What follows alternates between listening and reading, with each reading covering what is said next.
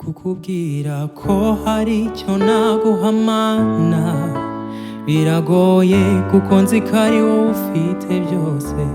Kukubwira ntabwo ko ntacyo naguha nabyo biragoye kandi ari wowe nkesha byose.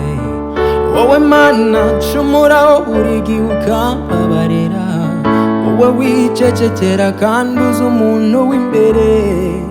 Ni wowe nshuti itagitatira igihango, niyo abandi bose bandeka wowe nzi kunkunda. Reka nkore muri iki giseke wampaye, muture ituro ziri imbere ka yataza kuba wowe rurya rwobo ruba rwaramise. Yataza kuba wowe Mana mba narabaye uko umwanzi yashakaga. Akirira ituro wowe uzi ibyanjye kurusha bose.